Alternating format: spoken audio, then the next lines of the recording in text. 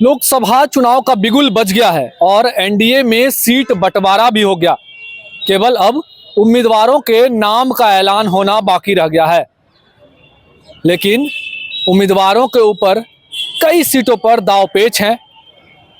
इस पर चर्चा करने के लिए आज हमारे साथ दो अनुभवी पत्रकार मौजूद हैं। हमारे साथ मिलिंद गुंजन जी हैं, पॉलिटिकल खबरों पर लगातार कवरेज कर रहे हैं, और साथ ही साथ रवि जी भी हैं साथ में, जो सक्रिय हैं पॉलिटिकल खबरों पर। इनसे हम जानना चाहेंगे, उम्मीदवारों का नाम अब केवल तय होना बाकी रह गया है।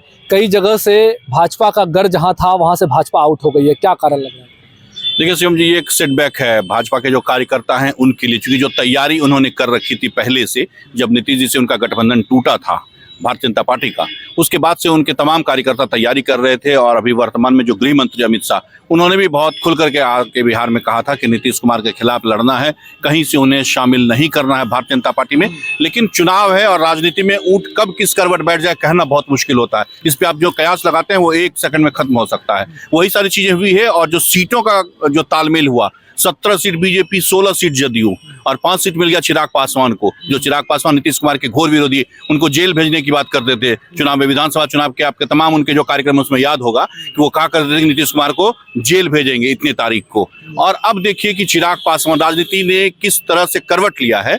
पशुपति कुमार पारस, जो उस समय नीतीश जी की खुलकर नुमाइंदगी कर रहे थे, उनका पक्ष लिया, पार्टी में फूट हो गई लोजपा में, बावजूद इसके अभी देखिए इस गठबंधन में पशुपति पारस के लिए कोई जगह नहीं है। पशुपति पारस को बेटिकट कर दिया गया। वो कैबिनेट से उन्होंने इस्तीफा दे दिया है, मंत्री पद से, और अब चर्चा ये है कि वो राजद में जा रहे हैं और राजद की ओर से लड़ रहे हैं चुनाव।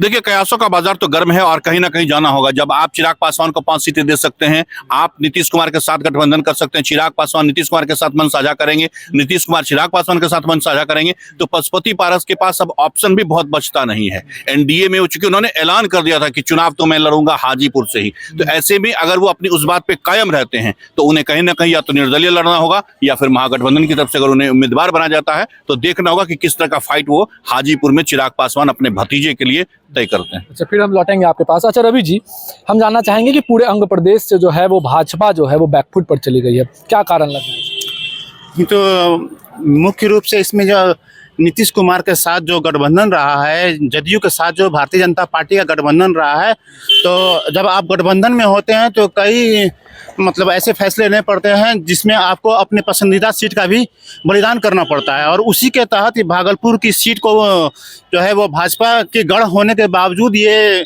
जदयू के खाते में गया। और उसके बाद पिछले चुनाव में आपने देखा कि जदयू के प्रत्याशी जो एनडीए की तरफ से लड़े थे और मोदी वेव उसमें कही जा रही थी, और उसका फायदा भी उन्हें मिला था और काफ़ी बड़े अंतर से यहाँ से जीतने में कामयाब रहे थे। और जब एक बार कोई पार्टी जीत जाती है तो उसका दावा उस जगह से दोबारा से फिर मजबूत हो जाता है और उसको आधार बना करके आगे चला जाता है। वहीं अगर भारतीय जनता पार्टी की बात कहें तो यहाँ पर अश्विनी चौबे लगातार भी एमएलए का चुनाव जीतते रहे, लेकिन उनके जाने के बाद यहाँ ना तो भागलपुर में भारतीय जनता पार्टी अपना एमएलए सीट बचा पाई और ना ही एनडीए के तरफ से जो है अब उतनी मजबूती देखी जा रही थी भारतीय जनता पार्टी के नेताओं में। तो उसके कारण एक प्लस पॉइंट हो गया, ये बढ़त मिल गई जदयू को। और इधर सीमांचल में कई ऐसे जिले हैं जहां की जदयू को दिया गया, और एक गठबंधन के तहत जो निर्णय लिया गया उसके कारण ये फैसला भी लिया गया। अच्छा, एक नई बात भी है कि काराकाट सीट सिर्फ मिलने से अब उपेंद्र कुशवाहा भी नाराज है, क्या कहिए?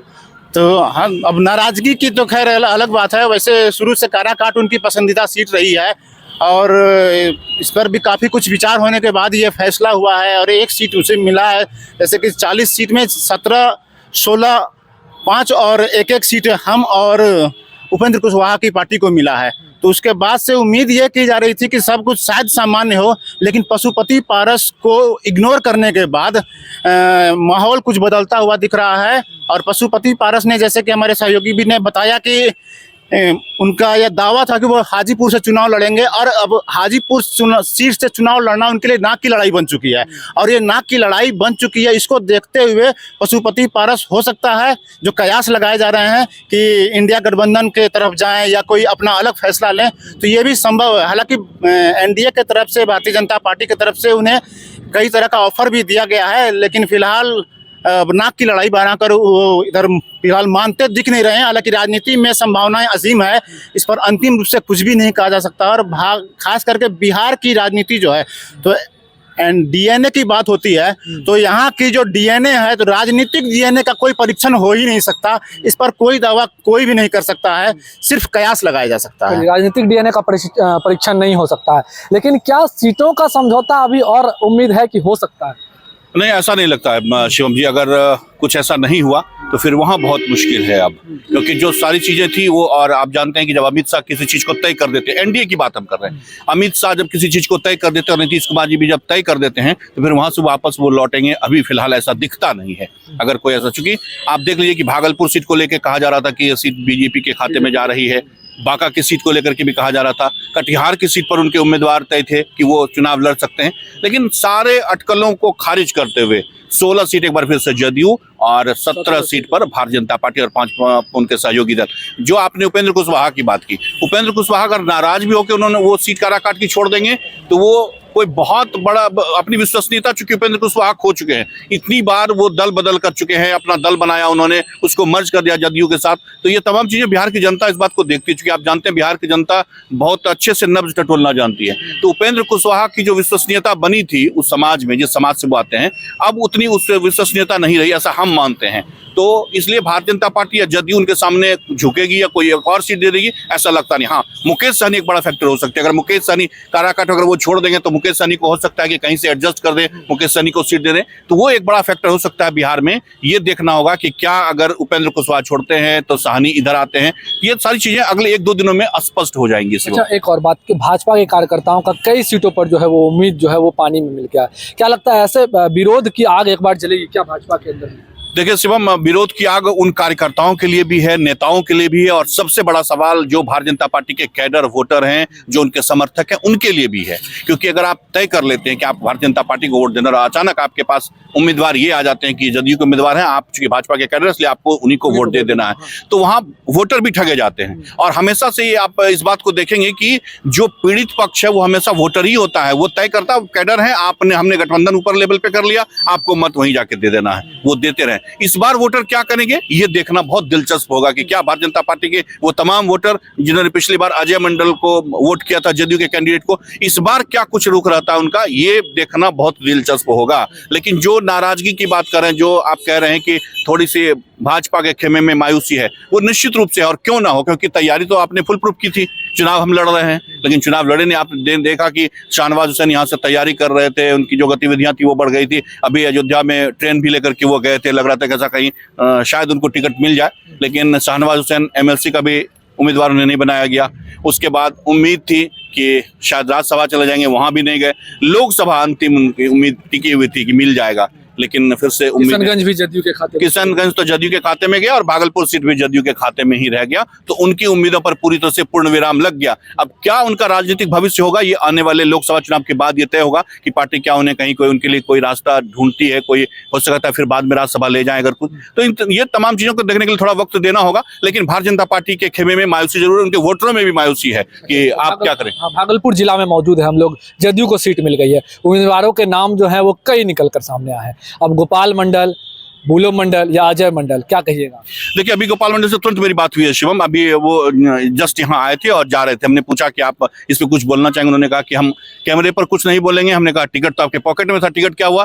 तो गोपाल मंडल का साफ कहना हुआ कि हमारे पॉकेट वाले में से ही टिकट हम किसी को दिए हैं। मैंने उन्होंने कहा कि हमें नहीं टिकट किसी को दिया है, तो नाम नहीं बताया उन्होंने, ये खुलासा उन्होंने नहीं किया किसको, उन्होंने कहा हम ही पॉकेट से निकाल के किसी को टिकट हम दिए हैं। ये गोपाल मंडल ने अभी कहा है, और गोपाल मंडल तो उस रेस से बाहर हो चुके हैं। 2 नाम बहुत चर्चा में जदयू की तरफ से सामने आ रहे थे, अजय मंडल और राष्ट्रीय जनता दल में पिछले दिनों जिसकी चर्चा हमने पहले भी की थी कि जो राष्ट्रीय जनता दल के कई कार्यक्रमों में भाग नहीं ले रहे बुलो मंडल, वो शामिल हो सकते हैं और वो जदयू के उम्मीदवार हो सकते हैं। और बहुत मजबूत उनकी दावेदारी भी दिख रही थी ऐसे, चूंकि जो हवा जो चल रही थी उस हिसाब से कह रहे हैं। लेकिन ऐसा लग रहा है, अभी हालांकि औपचारिक घोषणा नहीं हुई है शिवम, लेकिन अजय मंडल बाजी मारते दिख रहे हैं और अब उनके नाम का औपचारिक ऐलान होना बाकी है।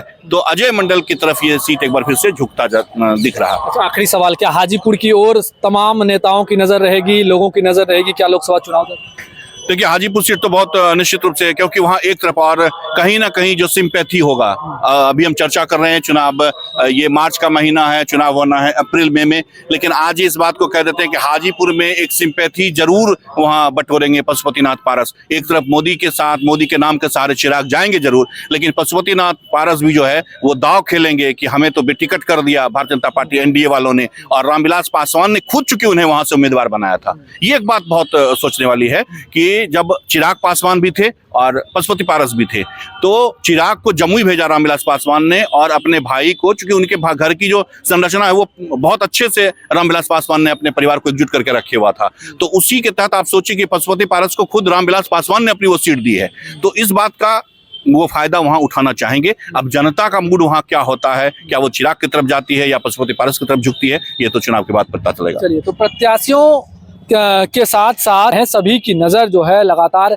उम्मीदवार के नाम के घोषणा पर टिकी हुई है।